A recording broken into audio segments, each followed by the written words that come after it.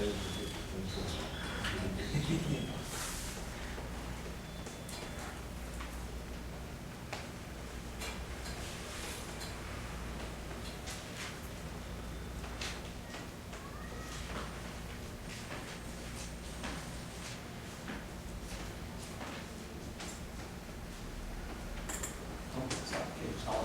tinha acertado essas expressões aqui para os campos, né, para aquilo que serão os campos elétricos e magnéticos, para aquilo que serão os campos elétricos e magnéticos de Mills, e aí eu vou tomar a expressão.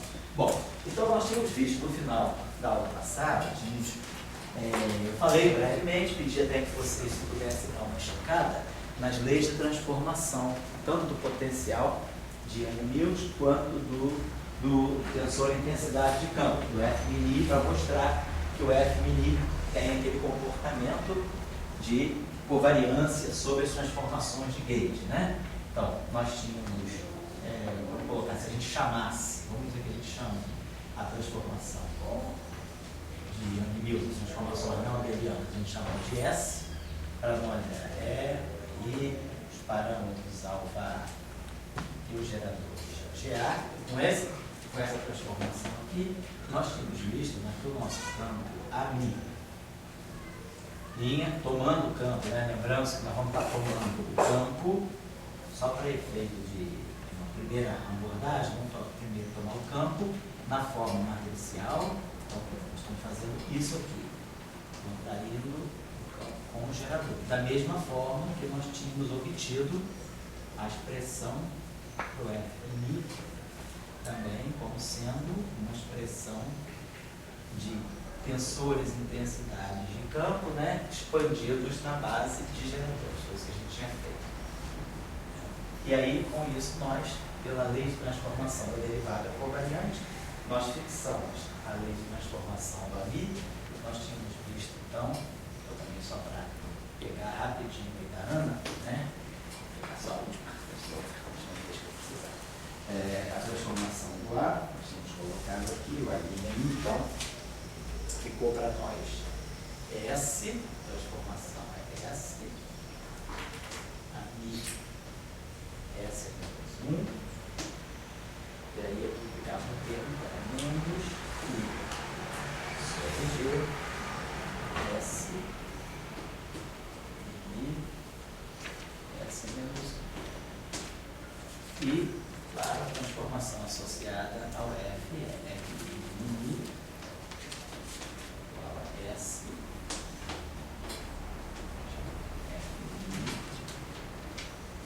S menos 1. Então, no caso abeliano, no caso normal, é a teoria de Maxwell, né? Esse S aqui é uma simples transformação de fase, não tem matriz. Então, não tem nenhum problema de comutatividade, esse S sempre vai bater nesse S menos 1, e nós vamos ter a famosa transformação. Quando eu fizer a derivada da exponencial, eu vou produzir simplesmente a derivada do parâmetro, que é exatamente a lei de transformação de Mills, e esse cara aqui, de Maxwell, e esse cara aqui, invariante. No caso abeliano, onde não tem matrizes, aqui simplesmente tem fases que comutam, né? Então, automaticamente a gente reproduz o caso de Maxwell. Aqui nós estamos só expandindo os campos dessa maneira, porque fica mais econômico. Eu não fiz isso na aula passada, mas a gente pode, por exemplo, só olhar essa transformação aqui, se nós quisermos usar, aqui a expansão matricial. Pronto, eu vou pegar a primeira transformação do AMI, expressar isso dessa forma. Isso aqui vai ser um AMI-A, linha G. Estou expandindo, então, o campo transformado, né, com os coeficientes da base de geradores. E aqui é a mesma coisa. Aqui eu trouxe S, A,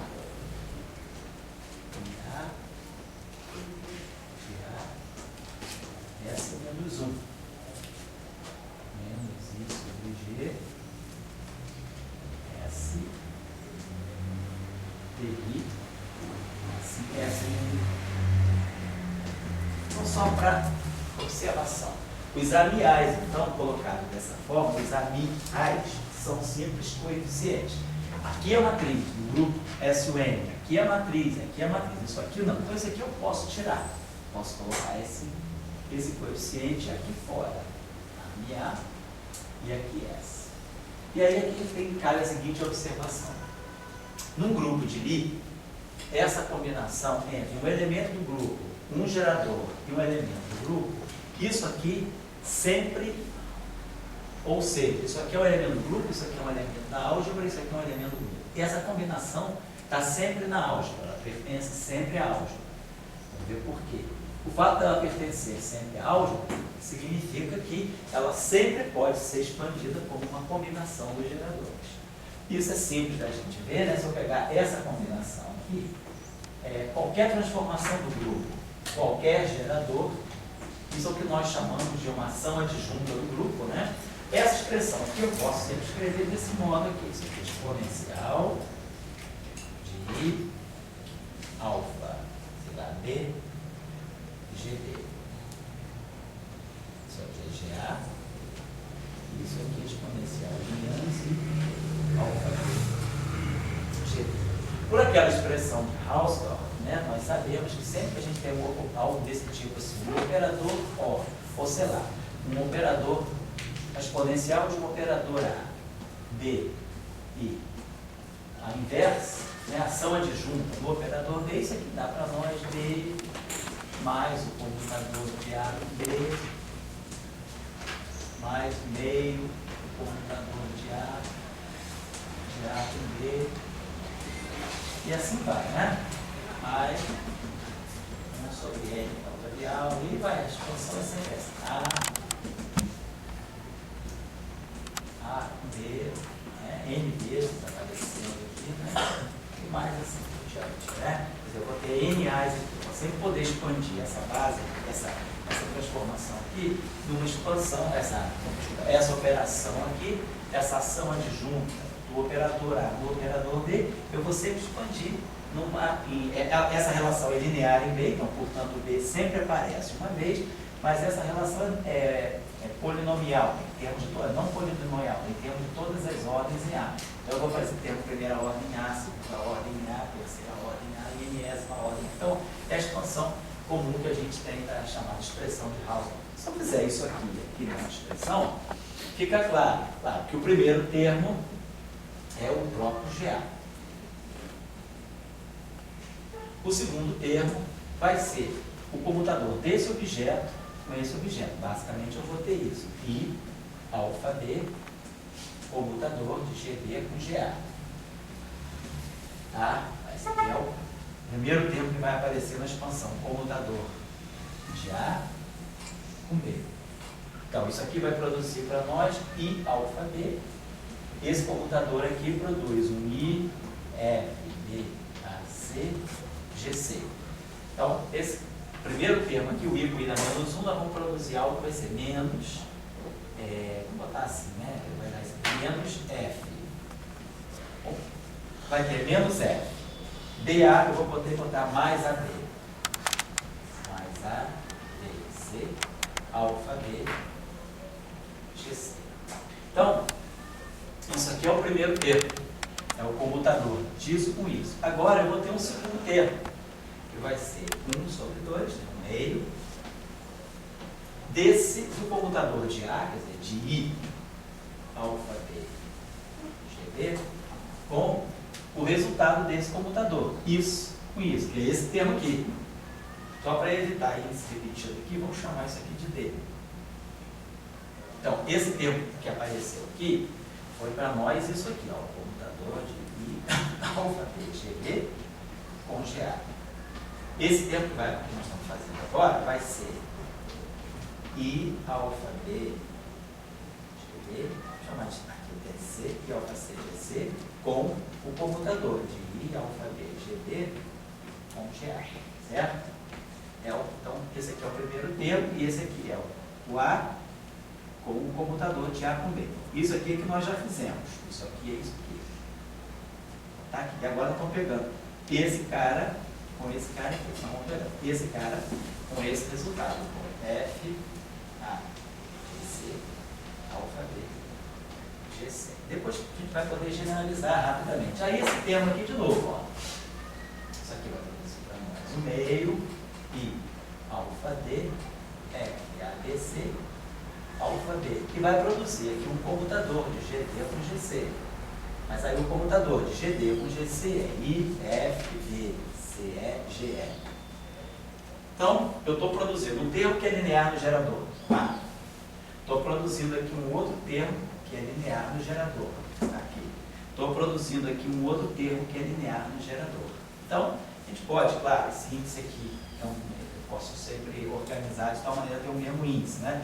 Esse índice aqui esse índice livre aqui é A, esse índice livre aqui é A também. Eu poderia chamar isso aqui, sei lá, de um delta de AB, GB, ou de AC, GC. Aqui, mesma coisa, eu vou botar isso aqui em evidência, então eu boto um GC em evidência, um GC em evidência. Aqui, todos esses índices, exceto o índice A, esse índice E, índice muda. Então, no lugar do E, eu boto C, e no lugar do C, por exemplo, eu boto E, e aí eu posso fatorar um GC. Então, no final, e aí se eu pegar o termo de terceira ordem, eu vou produzir de novo um comutador de um G com outro G. Então, todos os termos, todas as ordens que eu vou gerar, vão ser termos que vão ser lineares no gerador. Então, não importa que seja, essa expressão aqui vai ter sempre dessa forma, vai ser um conjunto de coeficientes, sei lá, posso chamar isso aqui, vai ser um beta A, B, G.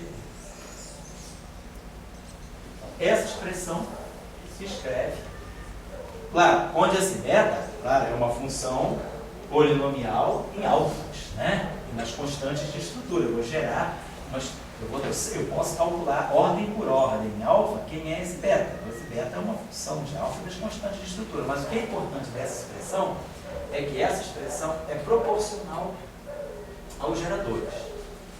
Sendo proporcional aos geradores, isso garante que ela está na álgebra de Lie.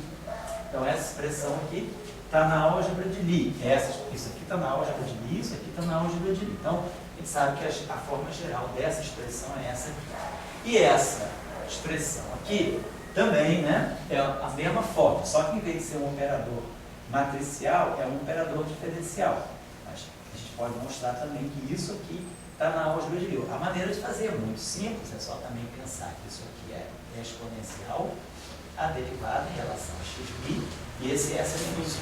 Na verdade, o que eu tenho é isso aqui, ó.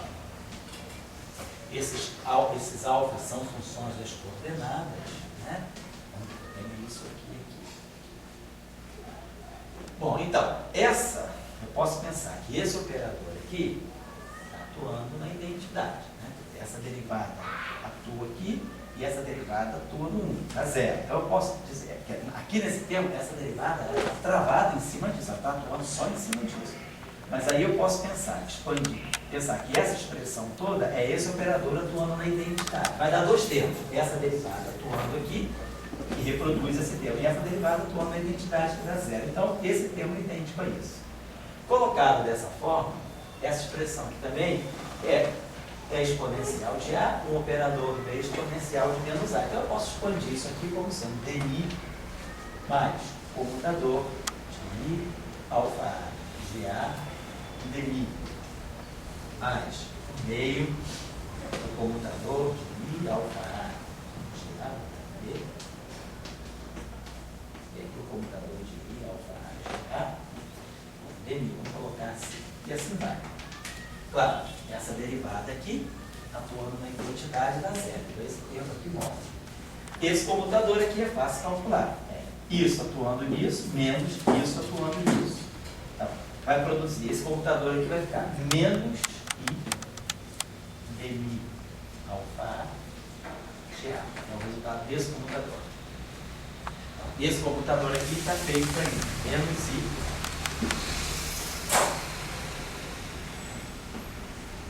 DI, alfa A, GA. Bom, agora, quando eu for fazer esse computador aqui, eu vou ter que computar os dois eixos.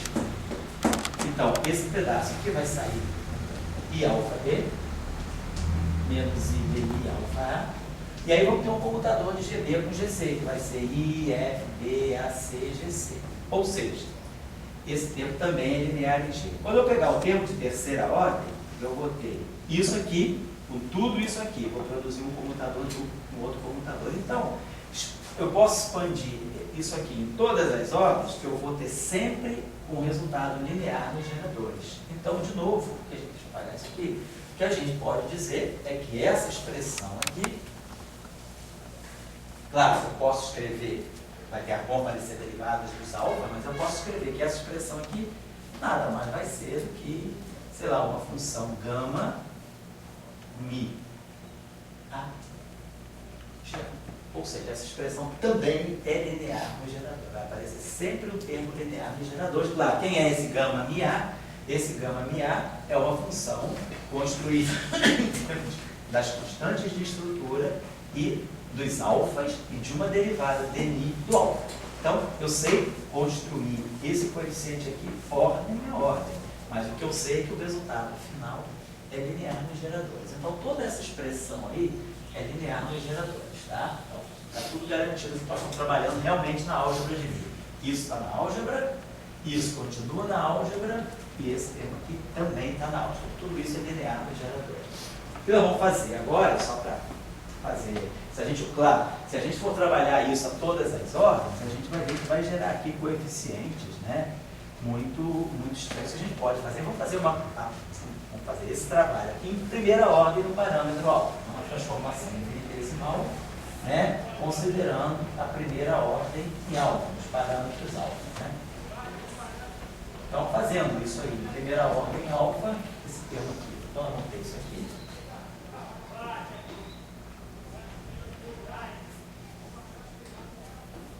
Então, esse termo aqui vai ficar A mi A. Em primeira ordem no parâmetro alfa, então, fica muito simples. Essa exponencial aqui é a identidade mais I alfa A GA. Aqui eu tenho a G, I saturado GA. E aí o inverso em primeira ordem em alfa. 1 menos I alfa C GC. Então, nós vamos produzir. O primeiro termo vai ser GA. Aí o primeiro termo, primeira ordem em alfa, eu vou produzir I alfa B. Aí eu vou produzir o computador GB com GA. Essa é a primeira ordem em alfa. Depois, claro, tem esse termo aqui que é de segunda ordem em alfa, que eu já estou descrevendo. Então vai ficar GB GA menos GA GC. Como eu estou trabalhando só em primeira ordem em alfa, esse termo aqui não vai sobrepor com esse. Então eu posso botar o mesmo índice B, que eu tenho certeza que esse termo nunca vai interferir com esse, vai ficar esses três aqui, depois esse com esse com esse, e esse com esse com esse. Então, boto isso aqui, aí vai produzir exatamente um computador de GB com GA. Então, esse terminho aqui em primeira ordem em alfa vai ficar GA menos, aí isso aqui vai ficar I, F, B, A, C, GC. Certo? Vai ficar I com I da menos 1, vai ficar menos F, B, A, C,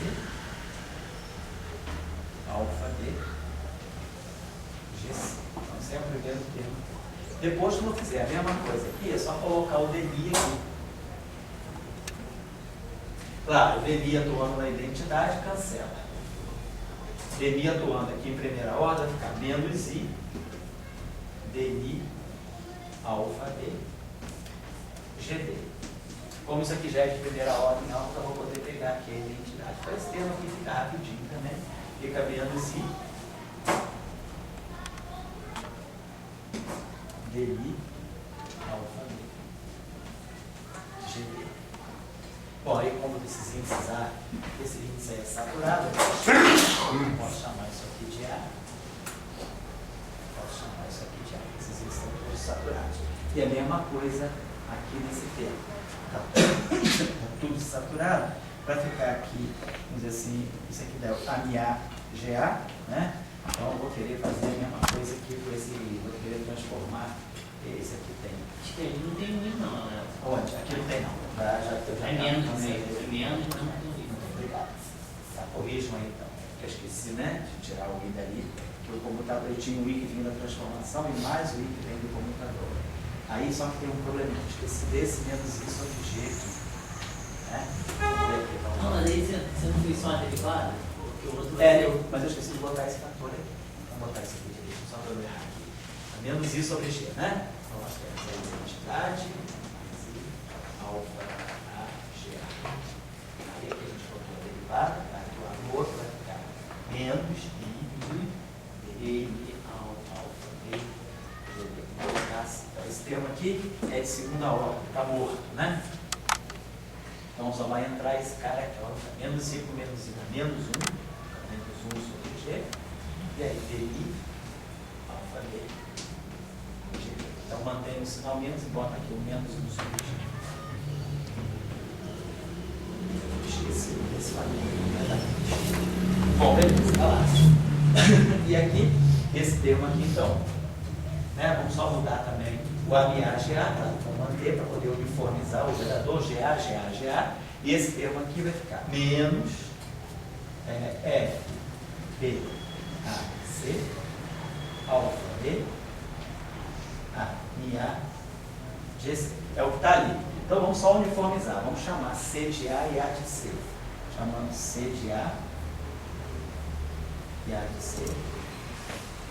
Tá? E aí ficou. Então aí a gente pode fatorar o GA, GA, GA, GA. Então em primeira ordem alfa, a nossa transformação infinitesimal, né? Fica a linha. Ou seja, a linha MA menos a MA, vamos colocar essa transformação, né, infinitesimal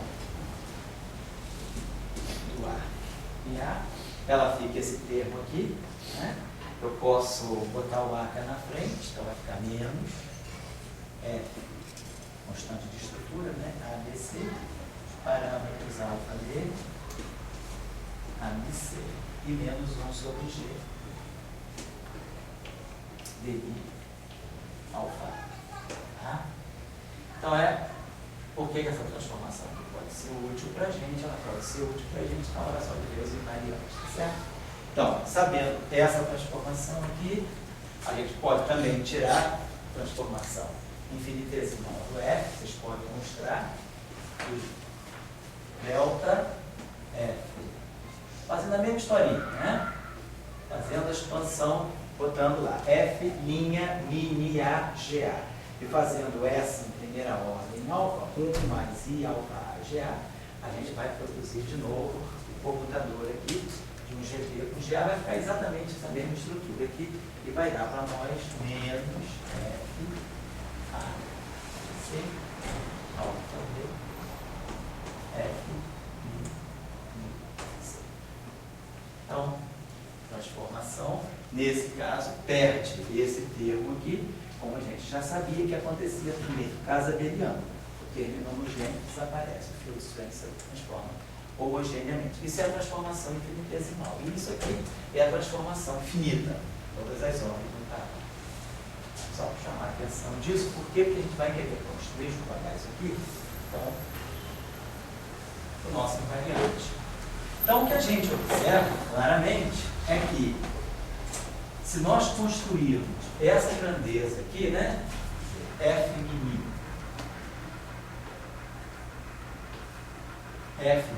pensando sempre que esse F mini tem caráter matricial, se eu pegar essa grandeza aqui, eu vejo que essa grandeza pode ser escrita assim, transformada dela. S, F mini, essa menos 1.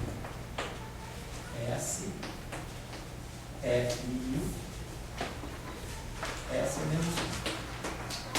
Então, isso aqui fica a identidade.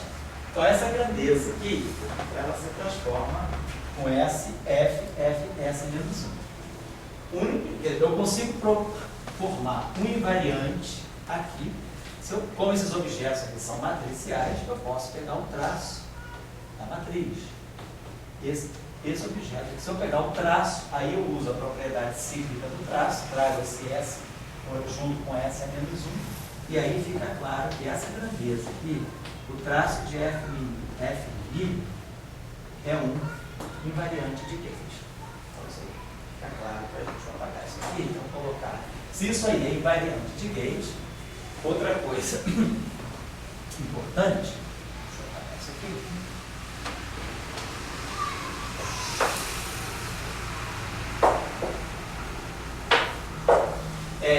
Então, essa grandeza aqui, características que ela tem. Tudo bem, isso aqui é uma matriz. Isso aqui é outra matriz. Isso aqui é o traço da matriz. Então, quando eu pegar o traço, isso aqui então tem toda a chance de ser um bom candidato a Lagrangiano. E ao mesmo tempo é invariante de Gauge. E, no caso de Maxwell, isso aqui nós já sabemos, é o termo que dá direito ao termo cinético.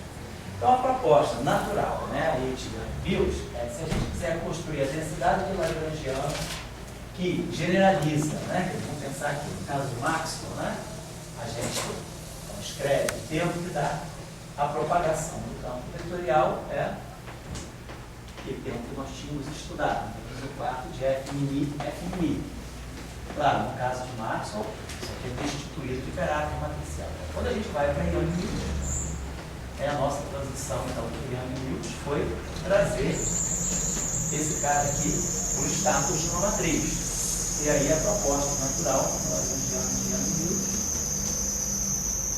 é nós colocarmos aqui, a gente coloca uma constante que a gente ainda vai acertar,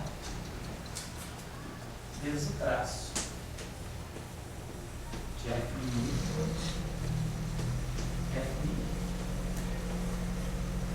Daí, essa grandeza aqui é invariante de R. Se nós quisermos trabalhar essa grandeza melhor, a gente pode escrever assim. Isso aqui é um F',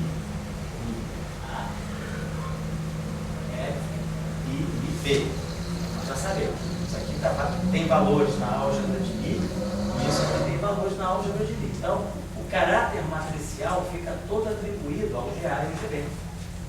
Então, esse termo aqui pode ser escrito dessa forma. E aí aqui nós temos uma relação que vai me dizer, vai me dar, esse Lagrangiano vai determinar o traço do produto de dois geradores quaisquer. Então, por exemplo, pegando o caso de SU2, só para a gente pegar, se quiser ser mais explícito, pegar o caso de SU2, o que eu produziria? Eu produziria o traço, quem são os geradores, né, do grupo SU2? Seriam os geradores sigma A sobre 2, sigma B sobre 2. Esse traço aqui daria para nós um quarto. Traço de sigma A, sigma B, é 2 vezes delta B. Então, no caso de SO2, esse traço aqui está dando um meio de delta B. Delta B vai fazer então, F', vai produzir o fator no meio, bastava eu escolher K igual a menos o meio, caía menos um quarto, caía. Bom, então, essa relação aqui, que é válida para SO2, essa relação, na verdade, é válida para qualquer grupo SUN, claro, não como fator no meio, mas sempre a gente pode, no caso do SUN, vai poder sempre escrever essa relação aqui. A gente pode sempre escolher os geradores, normalizar os geradores, para que essa relação aqui dê 2 vezes delta D. Ou a gente pode sempre escolher um fator numérico. Aqui, na verdade, existe um fator, deixa eu apagar isso aqui, a gente chama fator C, que depende da representação do grupo, mas é sempre proporcional ao delta de AB. Essa relação aqui, na teoria dos grupos de Lie, isso aqui se chama um operador de Casimir, numa dada representação, ela mostra sempre o seguinte: em qualquer representação de um grupo SUN, o traço do produto de 2 geradores vai ser sempre proporcional ao delta de Kronecker. E esse fator que vai estar aqui vai depender da representação. Se a representação é bidimensional, se a representação é tridimensional, e assim vai, certo? Então, esse fator aqui depende da representação. Por exemplo, no caso de SU2, se a gente pegar a representação fundamental de SU2, para a qual os geradores são sigma A sobre 2, essa relação dá um meio de delta de AB. Mas a gente já conhece, por exemplo, uma outra representação de SU2, que é a representação tridimensional, onde os geradores são aquelas que nós chamamos de matrizes de Pauli tridimensionais, que é o 0, I, 0, menos I, sei lá,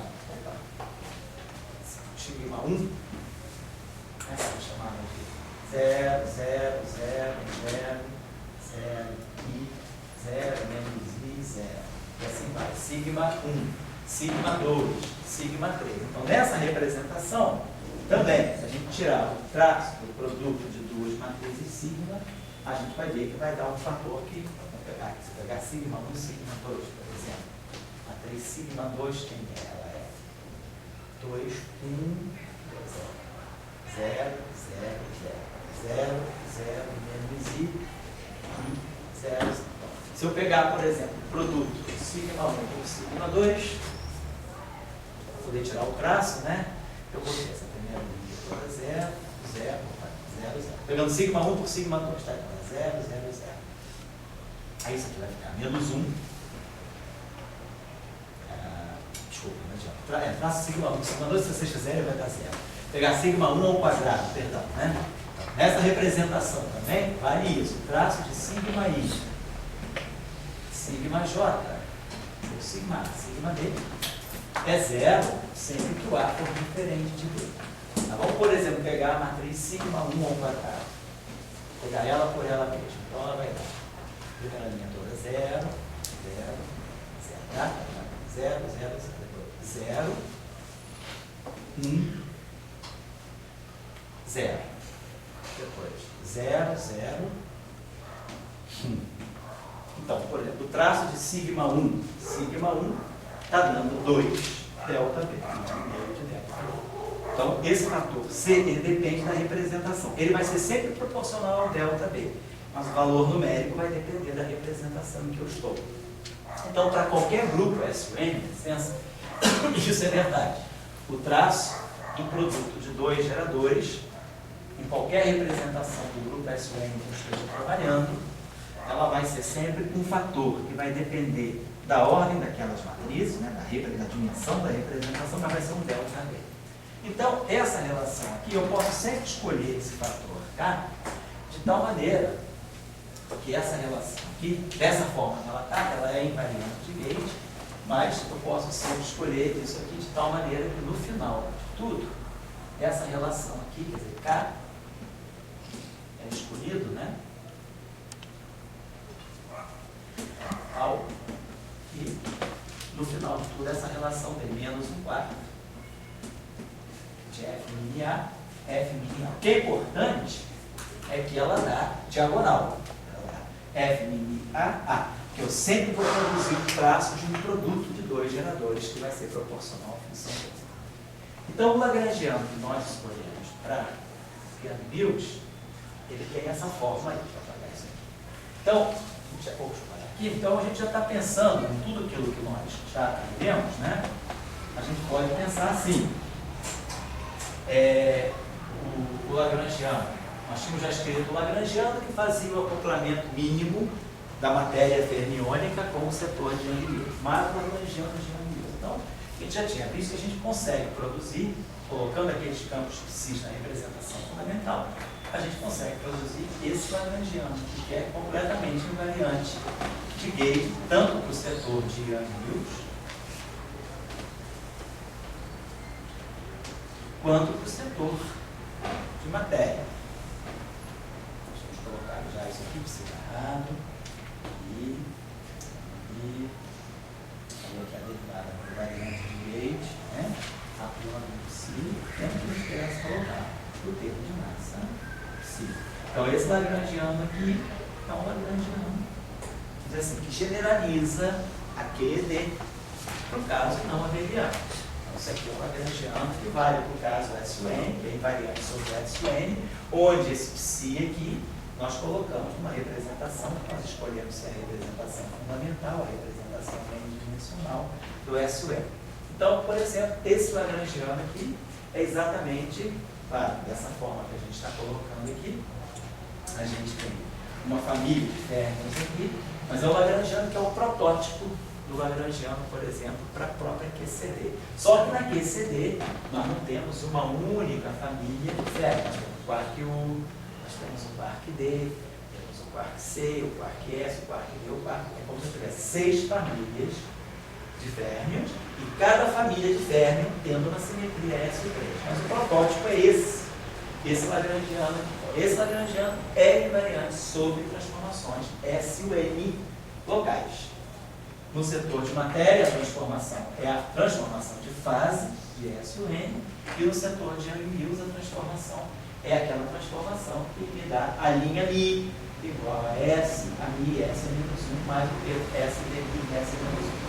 Então, essa especificaremos, né? Que a gente consegue já construir uma densidade de Lagrange invariante. Por exemplo, no trabalho de Young Mills, o trabalho original lá de 54, o que eles fazem é escrever exatamente o que eles têm. Essa ação do trabalho real. Vou botar aqui o trabalho de Young Mills, né?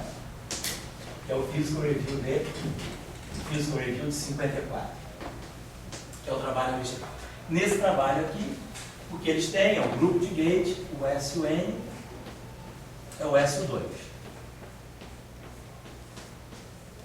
Se vocês forem ler aquele trabalho, vocês vão ver que o S e o N é o SO2, e que esse psi, então, é um duplete, onde se coloca na primeira componente o campo que representa o próton, e na segunda componente o campo que representa o nêutron.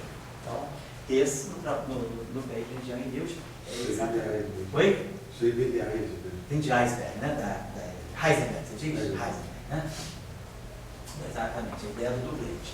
Bom, se a gente quiser falar, então isso é a proposta que Young Mills fizeram em 54, imaginando que a física hadrônica, né? Não se sabia ainda, não se tinha ainda indícios, né? Nem se discutia muito ainda a questão da constituição do próton e do nêutron. Se pensava que o próton e o nêutron fossem objetos elementares e que eles interagiriam dessa forma, trocando campos vetoriais. A interação, como colocamos na aula passada, estaria aqui, né? O termo de interação dessa derivada covariante tem um termo que é IG, né? Então vai produzir I com I vai dar menos 1, então seria o termo de interação, seria menos G, si barrado, gama mi, os geradores, sigma A sobre 2, psi, a mi A. Então, esse aqui é o termo que sai daqui, que faz a interação da matéria hadrônica com os campos mediadores, né? Sai exatamente esse termo aqui. Essa derivada covariante é dmi psi mais I, G, A, Mi, A, sigma A sobre 2, psi. Né? Os geradores de A são esses carinhas aqui. Então está aqui. Então, o termo de interação sai daí. O primeiro termo dá o termo cinético, simplesmente, tanto para o próton quanto para o nêutron. O outro termo dá o termo de massa, mas o termo de interação sai daí. Então, nós estamos psi barrado, né? Produzir o gama mi. Tá. Isso aqui, então, como a gente viu da outra vez, isso aqui estava dando para nós o seguinte, menos G. Então, aqui nós vamos ter psi próton barrado, psi nêutron barrado. E aqui, os geradores, né? E aqui é a mesma coisa, psi próton, psi nêutron. Então, a gente tem um fator, vou botar logo sobre 2 aqui. E aí a gente vai produzir esse sigma A, né? Então vamos produzir aqui a Mi3 menos a Mi3. Aqui a Mi1 menos I, a Mi2 e a Mi1 mais I, a Mi2. Tá? Então a gente vê que, por exemplo, nós vamos ter termos de interação. O Ami3 vai fazer a interação próton com próton e do nêutron com nêutron. Agora, esse cara e esse cara é que vão fazer a interação próton-nêutron, essa combinação aqui. Né? Tá bom? Então, na teoria, na formulação de Young Mills, é isso aqui que nós temos. Então, o que era diferente nesse momento, que se tornou diferente desse momento em 54, foi que se rompeu um pouco com aquela ideia de Yukawa, de que a interação entre prótons e nêutrons é uma interação mediada por bósons escalares, pelos campos escalares, né, na visão de Yukawa. Não são mais os mesons π, né, demais. Se pensava que fosse π0, π0, π mais, π menos, a fazer as interações. Aí se viu, não, esses objetos aqui, não, eles têm a mesma estrutura de carga, π0, π0, campo neutro, campo carregado positivamente, campo carregado negativamente, de mais e menos. Só que em vez de ser mesmos escalares, módulos escalares, são módulos vetoriais. Então, essa era a novidade. A interação próton-nêutron, que faz a ligação, né? A interação hadrônica que liga, né? Prótons com nêutrons, não era mais mediada por escalares, mas sim por campos vetoriais. Essa foi a primeira visão, né? Que saiu do paper de Yukawa. Quando eles discutem, né? Eles falam, na verdade, o título do paper ele tem a ver com a conservação do espinho isotópico forte, desse número quântico aqui, esse 54. Depois, com a ideia de que os quarks são, que os hadrons em geral, né, os bárions e os médions são compostos de quarks, esse mesmo Lagrangiano, esse mesmo protótipo de Lagrangiano, ele se adapta ao Lagrangiano da QCD. Se a gente agora vai para 72, né? Assim, quando se firmou a formulação da QCD. Oi? Você já falava dos átomos do ideia? No quem? Não, dado não. Esse aqui era meramente para interação forte. Era interações nucleares fortes. E, inclusive, no outro curso, né? CM3, não interpretaram. Não, nada com interação fraca. Como eu coloquei para vocês, né? No outro curso, no curso de Young Mills, que a gente faz às sextas-feiras, né? Aliás, quem quiser aprofundar mais essa visão de Young Mills, pega as aulas de sextas-feira, que basicamente a gente trabalhou isso muito mais detalhe. Mas a historinha, né? Que tem a partir disso aqui, é que esse paper é de 54, e em 50, aí a grande dúvida que ficou no ar era seria fazer uma interação com bósons vetoriais. Por que não éramos escalares? O próprio Young Mills, eles ficaram muito, não é céticos não, mas perplexos, né? Diante dos resultados dele. Bom, temos um resultado em que nós temos a interação agora, se a simetria local, a interação entre prótons e nêutrons não é mais mediada por escalares, ou pseudo-escalares, né? Pelos mesons, mas sim por campos vetoriais. O que são esses campos vetoriais? E que tipo de interação, em que tipo de momento eu poderia pensar numa interação mediada por campo vetorial, além da QED, claro, a QED já era bem sabida, você sabia bastante sobre a QED. Então, em 56, né? Então, o paper de Young Mills ele ficou meio no ar. Em 54, parecia que ele era incompatível com as interações fortes. Tudo que o modelo de Yukawa parecia reproduzir bem a interação intermediada por mesons e não por bósons vetoriais. Então, qual seria o papel de bósons vetoriais num modelo hadrônico, numa física, vamos dizer assim, hadrônica? Em 56, né, com a proposta da violação de paridade nas interações fracas, Salam percebeu que podia se aproveitar desse resultado aqui. Aliás, também, né, essas teorias que eu tinha falado 2 aulas atrás para você, elas são chamadas de Young Mills Shaw. Porque esse estudante do Salam, o Robert Shaw, defendeu a tese dele em 54 com essa construção de Young Mills também. Só que não foi publicado no artigo, ficou nessa tese. Essa tese é disponível na biblioteca de Cambridge. Bom, então, o Salam está dentro dessa discussão. Com a descoberta da violação da paridade, o que ficou claro é que numa interação onde aparecem férmions quirais, que não é o caso do próton e nêutron, o próton e o nêutron são férmions massivos, portanto eles não são férmions com quiralidade bem definida, não são férmions left or right, eles têm as duas quiralidades.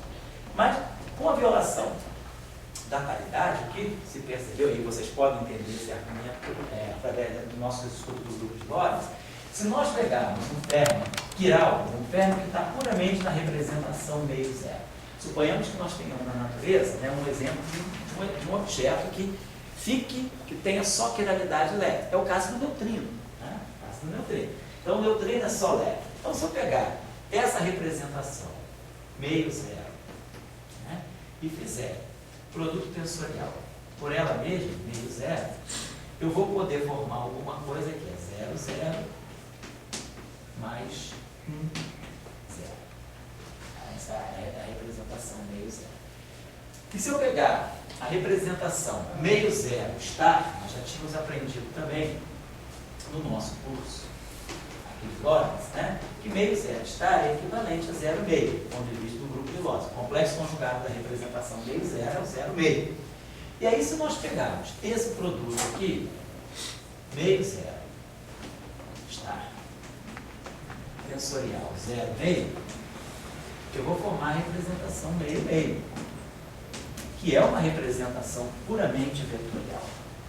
Então, o que nós sabemos é que se nós pegarmos, aí nós já sabemos também da nossa construção dos distribuidores, se eu pegar essa combinação, psi-left barrado, gama-mi, psi-left, a matriz gama-mi, ela sempre vai acoplar o left barrado com left e o right barrado com right, nunca o left barrado com right. Então, se eu estou num mundo onde eu só tenho eférmios quirais, eu posso formar essa corrente puramente quiral. E essa corrente puramente quiral, para poder formar uma invariante de Lorentz, ela vai ter que acoplar-se com um campo vetorial. Então, o que o Salam pensou foi que esses bósons de Young-Mills, eles podem ser muito importantes numa física onde haja violação de quiralidade, de paridade, onde eu tenha, por exemplo, um setor de férmions quirais. Os férmions quirais, eles podem interagir naturalmente trocando bósons vetoriais.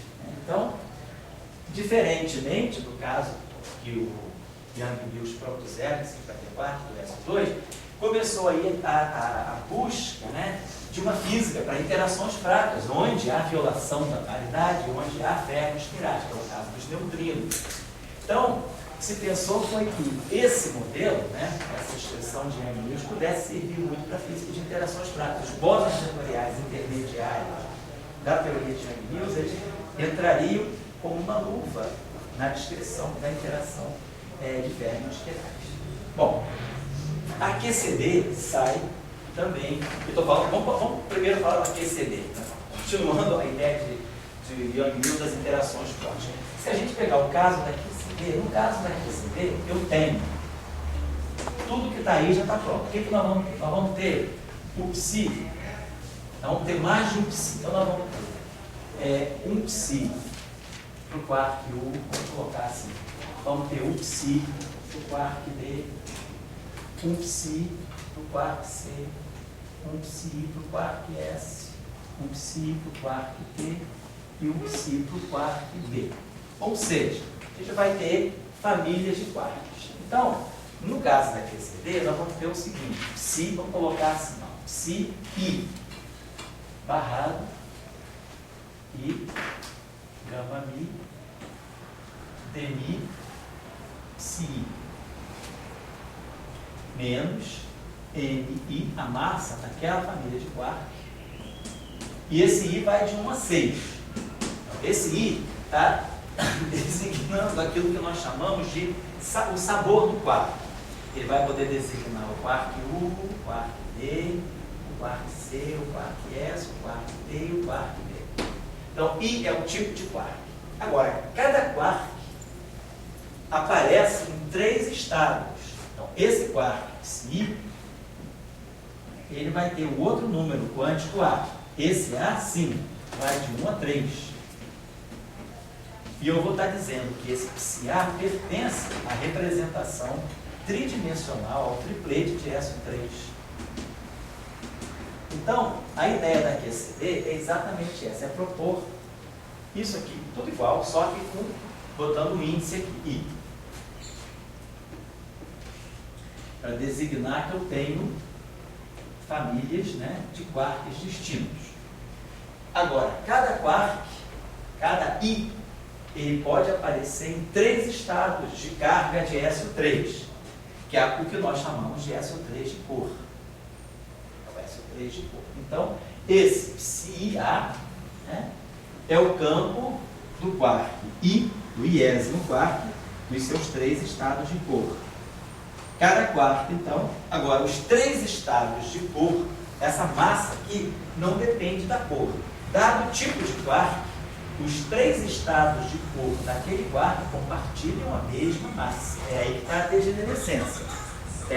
Se o quark é de uma família, U, o D, o C, o S, o T, o B, as três cores do mesmo quark elas são indistinguíveis do ponto de vista da massa, elas são degeneradas em massa. Então, a simetria SO3 local da QCD é essa simetria no espaço das cores. Então, significa que cada quark U, cada quark I vai sofrer uma transformação de SO3 que vai ser isso aqui, exponencial de I. Aí os parâmetros da transformação, vou botar aqui, vão ser, sei lá, parâmetros alfa. Aqui era melhor a gente, vou modificar. Desculpa uma coisinha só. Então, vamos chamar esse índice aqui de I pequeno. I grande é o índice de tipo de quark, de sabor de quark. I pequeno são as 3 cores de cada quark. Esse é o número quântico do SO3 local de cor. E aí, nós sabemos que SO3 tem 8 geradores. Então, eu vou ter 8 parâmetros e os 8 geradores, que são as matrizes de Gell-Mann. Nós já tínhamos dado, quando a gente falou de SO3 no nosso curso, a gente deu as matrizes de Gell-Mann. Isso tudo aqui, isso aqui é uma matriz de SO3, elemento IJ, atuando no psi IJ.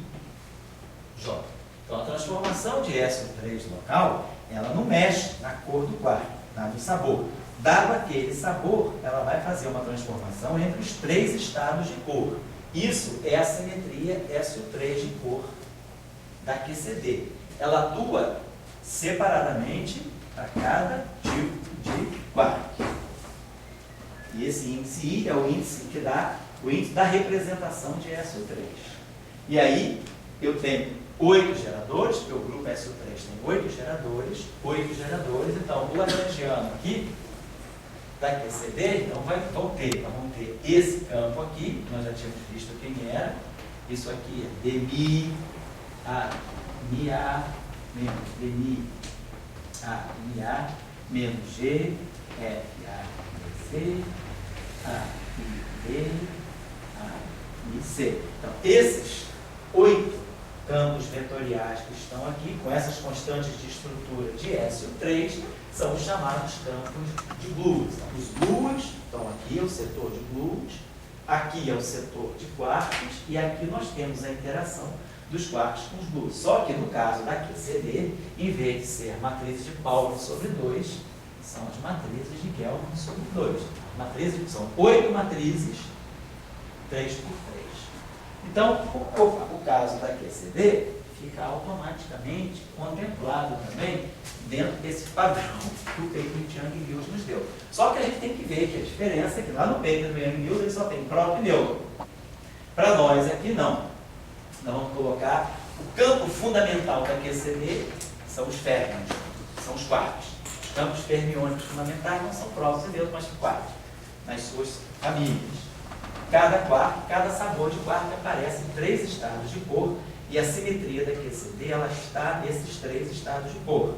Eles 3 são degenerados em massa, então essa massa que não depende do índice I pequeno é a mesma para qualquer I, para qualquer. Então, isso seria assim, a gente pensaria isso lagrangiano dessa forma. É diagonal. Né? Aqui não. Porque aqui a gente sabe, essa matriz aqui é uma matriz IJ. Então, isso aqui é psi-J. Isso aqui vou botar assim, isso aqui é delta IJ. Psi-J. E aqui é o psi pequeno. Então, seria isso aqui. Ó. I pequeno aqui, J pequeno aqui. E essa derivada covariante de SO3, ela é IJ. Então, a derivada covariante, ela acopla 2 estados de cor diferentes.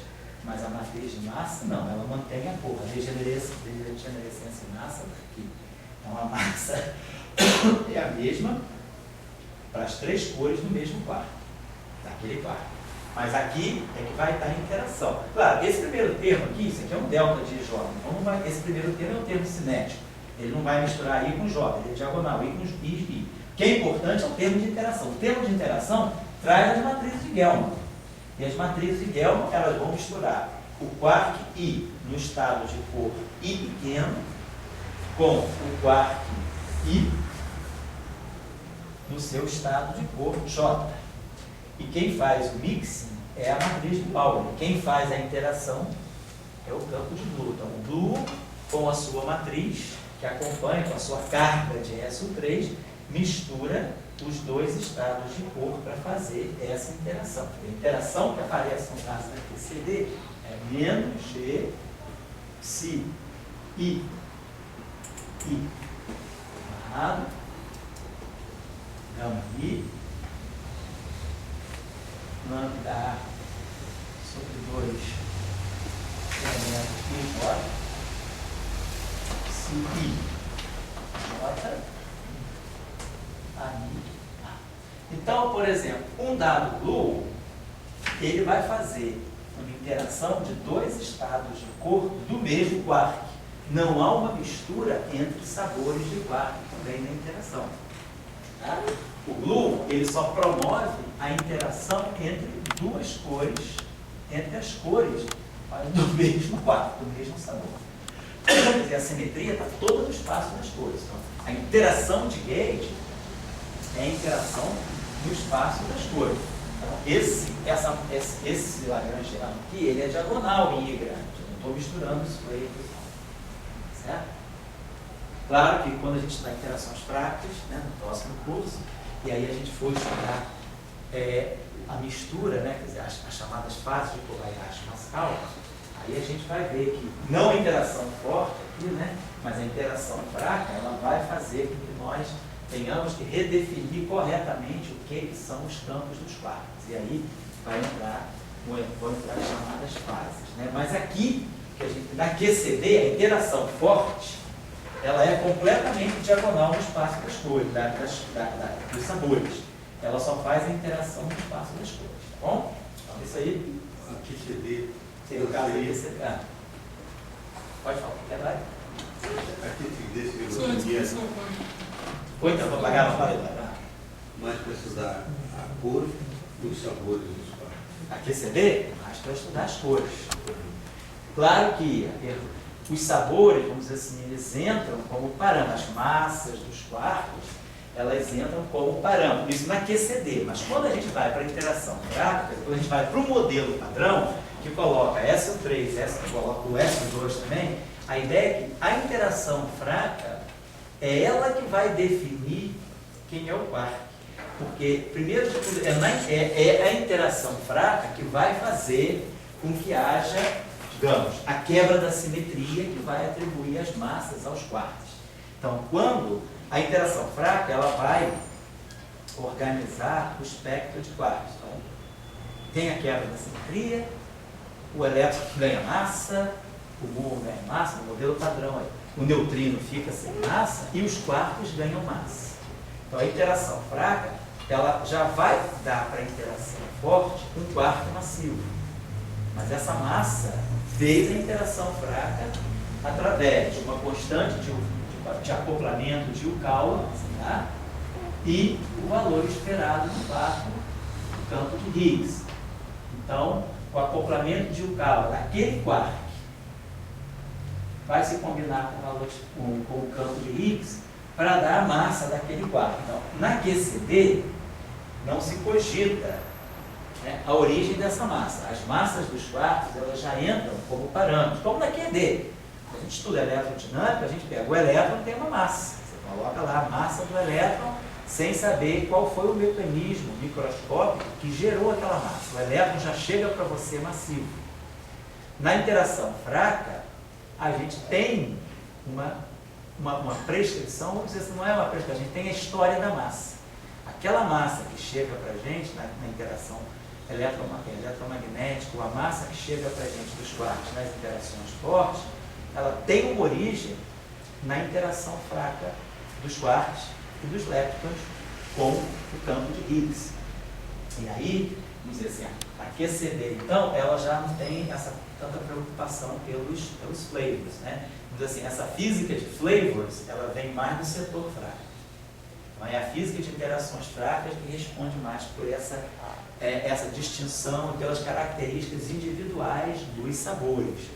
E aí a QCD, ela entra para lidar só com as cores. Quer dizer, aí a eletrofraca, Salan, Lash, Weinberg, não dizem nada sobre as cores. A interação de cores, luz, isso aí é uma prerrogativa absoluta da interação forte, da QCD. Então, desculpa só para terminar o raciocínio. Então, mais ou menos a coisa é conjunta, né? A gente começa com um modelo padrão e aí pensando que a interação fraca, ela vai dar uma organização do espectro, que são as partículas físicas. E aí, quando o elétron chega na eletrodinâmica, ele já chega com a sua massa, com as suas características de interação com o fóton. E quando o quark chega na QCD, ele já chega também com a sua massa e com as suas características. Essa questão, vamos dizer assim, o que são os sabores dos quarks, a matriz de flavors, essa famosa fase de Kobayashi Masaoka, que foi a origem que deu o prêmio Nobel do ano passado dos 3 japoneses, tudo isso vem da interação fraca. A interação fraca, ela te responde sobre a massa, sobre as propriedades espectrais. E a QCD, ela já vai se preocupar só com a questão das cores, coisa que a interação fraca não faz. Certo? Era isso que eu ia falar, Fábio? Dando esse mundo da cor, a QCD não se preocupa, os quartos da QCD são um tripleto. Tem 3 cores. Isso. Existe qual é a quantidade de QCD entre quartos e sextetos? Em sextetos, né? Bom, vamos pensar o seguinte, sextetos de cor. No termo de aula tem mais cor, né? Eu não falei com vocês da fenomenologia. Claro, a pergunta é, por que SO3, por que a simetria de cor da interação forte, por que a física hadrônica do quark, né? A física de quarks, ela pede a simetria, SO3 não, por exemplo, uma simetria com 6 cores, mas com 3 cores. Então existem resultados experimentais. Um resultado experimental se chama a razão de uma seção de choque que se produz, né? A gente poder ter aniquilação de elétrons pósitrons em hadrons, numa interação elétron-pósitron, eu posso produzir do lado de cá mesons pi, posso produzir hadrons. E a razão entre essa seção de choque e a seção de choque de elétrons pósitrons e elétrons pósitrons. Essa razão aqui, ela é proporcional a um fator 3. E aí, o que se entende aqui? Dos elétrons pósitrons, para se formar o hadron, eu formo quarks. E aí, os quarks aparecem em 3 estados de cor para poder reproduzir esse fator 3. É um dos argumentos experimentais. Existem argumentos experimentais, fenomenologia mesmo, que nos indicam o aparecimento de 3 estados de cor e não 6 estados de cor do quark. Então, claro, se ele tivesse 6 estados de cor, por exemplo, que o Dória está falando, será que a simetria seria SO6 ou seria uma simetria SO3, mas simplesmente os quarks estariam no sextete de SO3? Pode acontecer. Se eu pegar, por exemplo, estou com um grupo SO3, né? Se eu pegar o produto de 2 objetos que vão de 1 a 3, psi A com Ki B, o produto de 2 objetos que vão de 1 a 3 é um tensor de rank 2. Tensor de rank 2, num mundo de 1 a 3, vai ter 9 componentes. Aí a gente decompõe na parte simétrica e na parte antissimétrica. A parte antissimétrica, ela vai ter 3 componentes, a parte simétrica vai ter 6. Então, se eu pegar o triplete de SO3 e multiplicar pelo triplete de SO3, eu posso obter um outro triplete de SO3 ou um sextete. Na verdade, são tripletes, tá? Mas, ou um sextete de SO3. Então, será que as 6 cores dos quarks, elas não estariam no sextete de SO3, ao invés de estar numa representação fundamental 6-dimensional de SO6? Será que eu preciso mexer tanto no grupo ou simplesmente é uma questão de representação? A fenomenologia sabe sobre isso. Se é SO3 ou se é SO6, nós temos elementos experimentais para dizer. Agora, se são 3 cores de quarks ou 6 cores de quarks, nós também temos esse elemento aqui, experimental para dizer. Então, parece que a fenomenologia indica 3 cores dos quarks. Certo? Essas 3 cores de quarks, não sei que resultados ao tempo, você pode também ter 6 cores de quarks. Sei. Em quarks, em tripletos e sextetos. Em que manifestação física? Existe alguma seção de choque que mostra que você possa ver? Depois pega a referência para a Mas gente é ver. que existe o Sei. Não é o pentaquarto que você está falando. Não, não é o pentaquarto. É o antigo, Sei. e a possibilidade de ter tripletos, quartos em tripletos e sextetos. Sei, pode ter.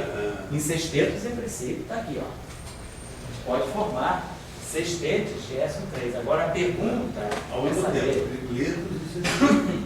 O que coloca muito no grupo S3. A dificuldade é sair do grupo S3. Se você for para o grupo S6, Essa eu não teria triplete. você provavelmente não ia vir nunca física. Essa eu ia ter triplete. No S6 você não pode ter triplete. O mínimo que você pode ter é sextete. A questão é saber o que esse número 6 está significando aí. Tripleto de quartos é uma coisa básica. É. Impossível não ter. A questão é que existe chance fenomenológica de ter sexteto e teta. Também. Você pode formar estados que são sextetes, né? O que pode Se você tem acontecer... um grupo, só por exemplo, S3, o S3 naturalmente está embutido dele o sexteto. Ou também dá outros, né? Mas então, é natural no S3 ter o sexteto. O quarto A questão é saber a seguinte, o que esse sextete realmente significa? Sextete pode estar significando o seguinte: configurações, você tem 3 quarks no interior de um Hadron, por exemplo. Então, no caso dos mesos, não, porque você tem quark e antiquark, então nunca você vai conseguir chegar a uma configuração 6. Agora, se você tem 3 quarks, o que você pode ter são configurações instáveis de 2 quarks se arrumando num sextete. Então, você poderia pensar, isso aí eu acho que é bem cabível, não só do ponto de vista, a teoria de grupo é óbvio que é cabível, mas do ponto de vista da dinâmica da QCD, o que pode ser cabível também é que desses 3 quartos, 2 quartos, eles possam se organizar em uma configuração instável, mas que dura um certo tempo, e que caia uma configuração do tipo sextete. Mas claro que essa configuração não é estável. Então pode acontecer que hajam configurações, eu não sei se eu diria virtuais, eu acho melhor até instáveis, configurações meta-estáveis de 2 quartos num estado de sextete de corpo. Isso pode ser. A questão é que o espectro ainda não mostrou nenhuma partícula física, nenhum hadron que seja, que por exemplo, possa ser um sextete de corpo. O espectro físico, todos os baryons, todos os mesons, todos eles parecem ser singletes de corpo. Mas isso não significa que, por exemplo, dentro de um quark, dentro de um hadron, os 3 quarks que ali estão, 2 deles possam se arrumar temporariamente num sextete. Tá? E o outro quark que está ali fica de espectador. Então você pode ter essas configurações intermediárias para poder formar, para poder formar o hadron. Mas essa configuração é instável. Ela deve durar um tempo muito pequeno, que eu não sei, dentro da escala das interações eletrofrágicas, certamente alguns picosegundos pode ser. Mas eu não tenho certeza, mas eu diria é plausível uma coisa desse tipo. Você queria falar alguma coisa? Eu queria perguntar sobre o problema do confinamento. Geralmente, quando quer se tratar esse problema, se parte dessa lagrangiana de cara ou se espera que tenha algum termo a mais? Assim? Normalmente, quer dizer, o que se quer é a partir desse lagrangiano aqui de cara. E aí, como é que você vai ver o confinamento? Hoje em dia já existem várias abordagens do confinamento. É esse lagrangiano, o lagrangiano. Agora, o que uma teoria de campos vocês têm que perceber é que, aqui, vamos dizer, estou falando de uma teoria clássica de campos. Quando a gente olha uma teoria quântica de campos, essa teoria quântica de campos, ela pode ter muitos regimes. Vamos pensar, é um sistema físico, que nem um condutor. Será que um isolante é sempre isolante? Todo mundo sabe que não. Hoje em dia a gente sabe que tem objetos que são ótimos isolantes, mas de repente se tornam ótimos supercondutores. Os melhores supercondutores são os isolantes, não são os condutores. Nenhum supercondutor é melhor do que cerâmicas, que são a temperaturas ambientes, elas são isolantes, mas abaixou a temperatura, caiu, sei lá, para 110, 120 Kelvin, ele se torna o protótipo do bom supercondutor. Então, é o mesmo material, mas ele sofre transições de fase. né? Um objeto pode ser condutor, se tornar supercondutor, mas ele vai se tornar um supercondutor muito merreca.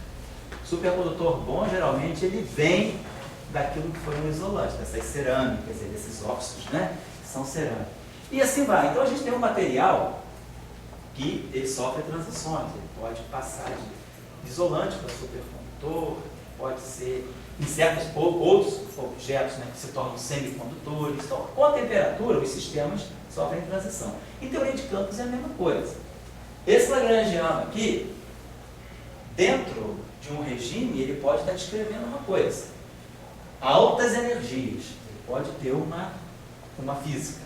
Mas a baixas energias, esse mesmo lagrangiano pode ter uma outra física.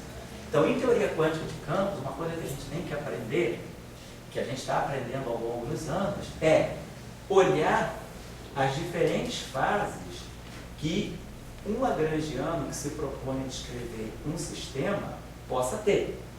Então, eu posso, por exemplo, estar descrevendo a eletrodinâmica, a altíssimas energias ou a baixíssimas energias. Né? Então, quais são as propriedades da eletrodinâmica a altíssimas energias e quais são as propriedades da eletrodinâmica a baixíssimas energias? Essa mesma teoria, será que ela é a mesma, ela tem as mesmas características em todos os regimes de energia ou não?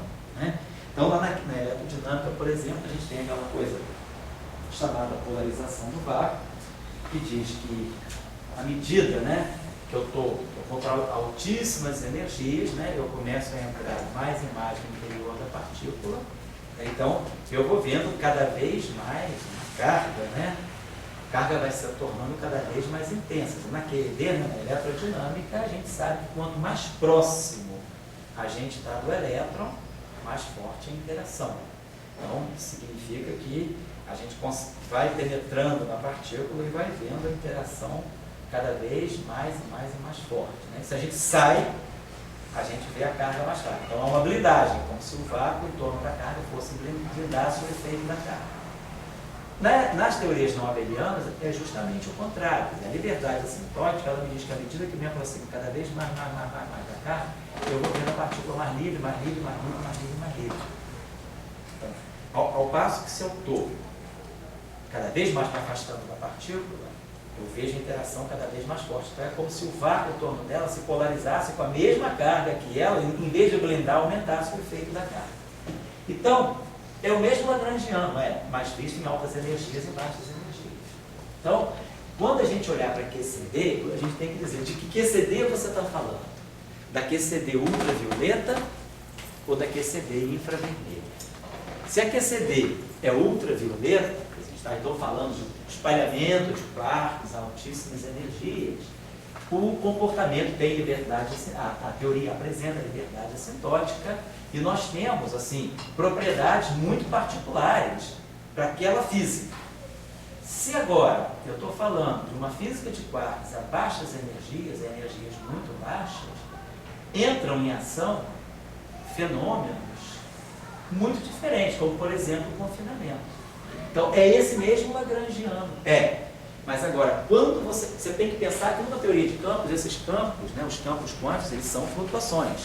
Essas flutuações podem ser flutuações de altíssimas frequências, portanto, pequeníssimos comprimentos de onda, ou então podem ser flutuações com grandes comprimentos de onda.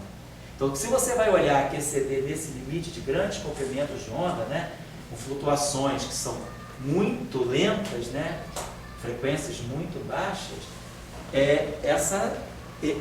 essas flutuações elas começam a se somar para dar um efeito completamente diferente para a teoria, que é o caso do confinamento. Então, é o mesmo lagrangiano, mas o mesmo lagrangiano olhado do ponto de vista das altas energias ou das baixas energias, entra em ação outros efeitos. Porque o problema todo está quando você quantiza. Quando você quantiza, você está somando sobre flutuações, os seus campos começam a flutuar. E aí você perde um pouco, porque o campo clássico não, ele está ali determinado, determinístico, por exemplo, determinado pelas equações de campo. O campo quântico, ele tem flutuações e você tem que saber controlar. Quer dizer, no regime de baixas energias, de grandes comprimentos de onda, você tem muito mais dificuldade de controlar essas flutuações. Então, esses efeitos podem se somar para dar características muito diferentes daquelas características que você tem quando considera os limites de altas frequências ou de altas energias. Tá? Então, claro que existem outras abordagens também, modificando o lagrangiano da QCD. Para você que trabalhou com o Marco Aurélio lá em Santa Catarina, né? O Marco Aurélio, não sei se chegou na tua iniciação, no teu mestrado, estudar isso, aquela supercondutividade de cor, dualidade. Então, ou seja, você vai olhar a QCD, mas com um ingrediente a mais, pensando que a QCD ela é, vamos dizer, uma interação que faz parte, né, de uma natureza amplificada, vamos dizer assim, estendida pela supersimetria. Então, se você agora olha a QCD num cenário supersimétrico, não num cenário simplesmente com invariância de Lorentz, mas num cenário com invariância de Lorentz, com Garret e com supersimetria, essa QCD ela ganha elementos novos. Aí já não é mais esse lagrangiano. Você vai introduzir, por exemplo, o reidino, você vai trazer o setor fermiônico de parceiro, você vai ter novas interações também entre o próprio reidino e o campo, e o gluíno e o gluon. Então, quando você traz essa mesma QCD, mas para um cenário, para um ambiente supersimétrico, aí sim você vai acrescentar termos novos impostos pela supersimetria. E isso aí, naqueles estudos do Zyberg e Eden de 95, né, coisa de 13 anos atrás, 14 anos atrás, teve toda aquela manifestação importante de trabalhos sobre uma possível relação da supersimetria N igual a 2, quer dizer, da dualidade da QCD com supersimetria N igual a 2 e o confinamento. Né, aquele mecanismo que eles chamam de condensação de monopolo, antimonopolo, né, para poder dar uma sugestão sobre o confinamento de quarks. Aí sim, não é o lagrangiano da QCD que está ali, é um lagrangiano estendido pela supersimetria. Agora, se você pegar, por exemplo, o approach do grupo da UERJ, Sorella, Vitor Lemos, né, o approach que eles têm para o confinamento, então, o approach que eles têm para o confinamento, eles pegam exatamente o lagrangiano da QCD. Mas aí eles vão estudar, não digo as patologias, mas as peculiaridades que esse lagrangiano começa a apresentar no limite de baixas energias, no limite infravermelho. E aí começam a entrar em ação uma série de fenômenos que podem nos ajudar a estudar o confinamento também. O Dória tenta estudar o confinamento nesses modelos aí, modificando o lagrangiano da QCD também, introduzindo novos campos, introduzindo outros setores de quarks, né? Então, existem propostas. Agora, se você pensar na QCD mais clean possível, você pode manter esse lagrangiano, mas você tem que levar em conta o seguinte: esse lagrangiano no limite de infravermelho, ele acumula efeitos de baixas energias que podem dar indícios também de confinamento, certo? Então, é muito importante, né? Eu espero que no semestre que vem, no nosso curso de teoria de campos, né, que vai ser um curso um pouco diferente dos que eu já dei, eu vou tentar ir um pouco mais para essa direção. Eu também estou observando que é importante, às vezes, trazer para o estudante, pegar uma única teoria, mas trabalhar essa teoria em todas as frentes, ver todas as possíveis fases que essa teoria vai ter. Porque geralmente a gente está muito interessado no curso de teoria de campos na fase ultravioleta. O que você quer? Renormalização, função beta. Você está sempre interessado na fase ultravioleta. Mas de repente você pode introduzir, estudar muitas fases. Aquele D tem fase colombiana, aquele D tem a fase de Higgs, tem a fase confinante. Muitas coisas que uma teoria pode ter que a gente tem que explorar. Então, a partir de um único lagrangiano, você pode explorar muitas propriedades dependendo da fase que você está considerando para a tua teoria. Tá? Legal? Fala aí, cara. Deixa uma observação. Eu fui na minha doutorado com QCD em programa infravermelho. Sei. E na época, uma questão que eu perguntei para muitas pessoas que eram realmente espertas no assunto, você tinha alguma relação com o confinamento e o programa infravermelho? Sei. Disseram que para eles não tinha. Então, ele está falando do infravermelho, chama muita palavreada do confinamento. Eu estou falando assim, só para as pessoas saberem que as opiniões são múltiplas, né? Bom, segundo, a pergunta que eu faço é a seguinte, quer dizer, a QCD é uma teoria que se propõe estudar a cor como substância ou simplesmente determinar um número quântico na tarefa conceitual? Ah, não, o que eu sei, eu não sou especialista em QCD. Então, o que eu sei é esse acadêmico, né? De paper, de seminário. O que eu sei é que a QCD, ela coloca um outro número quântico, mas ela não dá uma substância. Qual é a origem? É uma carga, é mais uma carga que aparece, ou seja, é mais uma joinha que você vai colocar na tua perua, né? Mais um enfeite. Não dá o sentido de substância. Não, que eu saiba não, que eu saiba não. O que eu entenda também não. Mas olha, quem está falando aqui é um cara que está escrevendo no quadro, não é quem trabalha. Eu não publico nessa área, então de repente a gente tem que ter um pouquinho mais de cuidado, não dizer certas coisas. Pelo meu conhecimento, até mesmo pela minha interação com você, que conhece bem a QCD, com a interação com o Sorella e com a interação com vários outros colegas, na minha época de doutorado na CIS, tinha um boom de QCD também, com monopólio, foi uma época muito rica de tudo isso, né? Então eu nunca vi ninguém assim, se preocupar de uma substância, qual é a origem da cor. Uma cor é mais como o Mário falou, é uma carga, SO3 com essas propriedades. É isso. É a visão lá da Unigran Rio, né? Da Grande Rio, né? Oi. Eu não sei. Agora, só falar uma coisa também, Dória, desculpa. Também que a gente está no mundo, né, científico, que o progresso é muito grande. Você perguntou às autoridades há quase 30 anos atrás. O que essas autoridades pensam hoje? Você fez a tua tese em 81, 82, nós estamos em 90, em 2009. Você passaram 28 anos, eu terminei meu doutorado em 83, 26 anos atrás, em supersimetria. Quando eu fiz a minha tese, em 83, em supersimetria, eu estava lá na fronteira daquele negócio. Hoje em dia passaram-se 26 anos, a supersimetria aumentou muito. Todo assunto tem discussão. Eu só quero dizer uma coisa muito clara. Uma das maiores descobertas da programa para o QCD foi feito para aquele grupo que eu trabalhava. Sei. Nunca mais eu vi uma descoberta tão forte quanto aquela. Aquelas pessoas sabiam. Não, sem dúvida. E estavam numa época quentíssima de conhecimento. Mas hoje eu acho que, por liberdade exemplo, sintótica. ficou muito claro essa questão assim, infravermelha, nas teorias não abelianas em geral, né? Eu acho que isso aí evoluiu muito. Eu acho que, sobretudo, assim, até mesmo, né, por causa das grandes simulações, dos grandes programas que hoje, as grandes simulações que se pode fazer hoje com teoria de Gauge na rede, se aprendeu muito sobre isso também. Nesses últimos 20 anos, né, a disponibilidade de grandes computadores, de cálculos assim, volumosos, pesados, feitos na rede, nos ensinaram muito também sobre aspectos não perturbativos da QCD, que há 25 anos atrás não eram tão claros. Estou querendo colocar para você. Então, hoje eu vejo que há uma convergência, mas quem está falando é um não especialista, eu estou falando de ouvido, dos seminários, né, de interessado, de paper, assim. O que eu vejo é que há uma grande convergência entre essa questão da liberdade, do confinamento e do setor infravermelho. Vai ter um workshop agora na UERJ, final de julho, agora esse mês. Eu acho que de 25 a 29 de julho vai ter um workshop bastante, muito bom, interessante, muito bom na UERJ. Assim, vão se reunir várias autoridades, assim, vários grupos do mundo, né, que estão hoje lidando com a questão do confinamento. Tem o pessoal do Japão, tem o pessoal da Alemanha, tem o pessoal da Bélgica, tem o pessoal daqui da UERJ, tem o professor Zvansky de Nova York. A gente vai também ter a oportunidade de ver essas pessoas falarem sobre o que está acontecendo. Eu acho que é importante. Vocês podem ir lá, é boca livre. Não sei se precisa, ainda acho que pode se inscrever até na véspera, a inscrição é de graça. Deixa uma coisa clara aqui. Coisas que foram Eu vou dar intervalo já. Coisas que foram feitas, certo?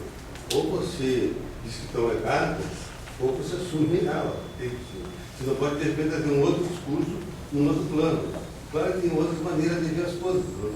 O que tem no tempo. Quando você pega o problema do vermelho, você vai lá e calcula uma tensão de choque na região do vermelho. Calcula aquilo. Aquilo já foi calculado. Só para você dar uma ideia da delicadeza do assunto, o pessoal dos Estados Unidos havia calculado para um núcleo. Uma tensão de choque quarta, e daí para um loop tinha dado zero, cancelado o problema vermelho. Para dois loops, onde esse loop que eu trabalhei fez, ele deu assim, que deu a não cancelação do problema infravermelho certo? A não ser em altas energias. Isso cálculo, porque essa mesma lagrangiana que você pegou aqui foi calculada, então existe esse resultado há muitos anos na prática. Teve uma discussão enorme na época, que o pessoal não achava que tinha achava que o problema porque na QD a infravermelha é cancelada. Existe teoria lá, que e na TCD a infravermelha também era cancelada, até um loop é muito cálculo. Daí em 2 loops, se viu que não era. E quando você vai tem uma Fórmula 1, quando vai a alta velocidade, você nota que você cancela, então certos teoremas são preservados. Tem um teorema lá de Kinoshita, etc. Então, eu só quero dizer o seguinte, é um cálculo, não é uma pegar essa lagrangiana e fazer um cálculo, não tem nada de considerações, de simetria, de autonomia da história. Então, essa é uma questão. Então, agora, digamos, o problema do infravermelho, certo? Se o problema do infravermelho resolve o confinamento, eu também não sei o que dizer, eu acho que está aberta a todos. A discussão está rolando aí, Agora, eu só acho o seguinte, todas as pessoas não sabem nem o que é confinamento. Eu acho que existe uma palavra, que essa é a verdadeira palavra, certo? Que se chama número. Quer dizer, existe uma palavra que já vem da filosofia grega, que é a relação entre fenômeno e número. A grande pergunta é se a cor é uma representante desse chamado número, do esperado número. Entendeu? A grande pergunta não é se tem confinamento, estou dando agora a minha opinião, né? É o que é a cor. Porque quando o Newton pegou a massa, ele disse que tem uma massa inicial, tem uma lei de força, ele buscou a massa. A massa aí, agora será que a cor é uma outra uma substância da natureza? O que é a cor?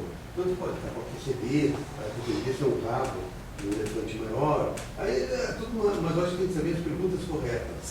Entendeu? É assim que eu me coloco, pelo menos. Eu acho que a palavra confinamento é uma palavra também meio mitológica.